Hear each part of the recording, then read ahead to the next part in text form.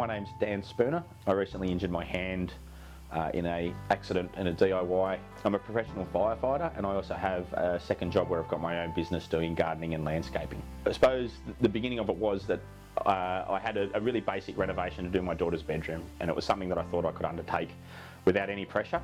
I started the job and it had been going quite well, but with all jobs like this, time restrictions and the family restrictions had caused a rush.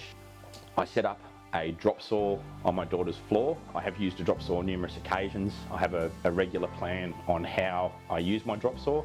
Due to time constraints, I wasn't thinking properly when I set the saw up, and I plugged the saw in before I set the saw up. And as I set the saw up, I had my accident and nearly severed my finger. The impacts of this have been quite large. The emotional trauma, especially to my wife. She was home when it happened and had to assist me, get me to hospital. You know, while it wasn't a major accident, it could have been a really serious one, and she responded really well to it. Also, my kids who came home that afternoon and found the blood everywhere. So, you know, there was the emotional impact to them. And I suppose, you know, what is more common for people like me is then the impact it had later on. I then had to take leave from my main occupation as a firefighter. I'm going to have to be on restricted duties for a couple of months. I'm very lucky that I'm in an industry where I can do that. It also means now that I can't operate my outside business. It's going to end up costing me quite a few $1,000s. It's cost me a lot of time, and it's cost me a lot of business.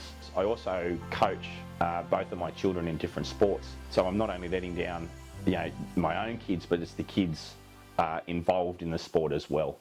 And it really came down to a point where if I look back on it and think about what I could have done differently, is that if I just spent that extra bit of time planning what I was going to do and, you know, thinking through my job, what would have been a 15-minute job if I'd taken 15 more seconds of preparation has led to 8 weeks of discomfort and rehabilitation and time off work.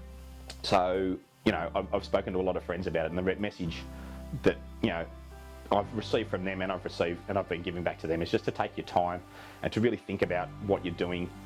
So I'm pretty lucky, but at the same time, it could have been a lot worse. So yeah, just take your time and have a think about what you're doing.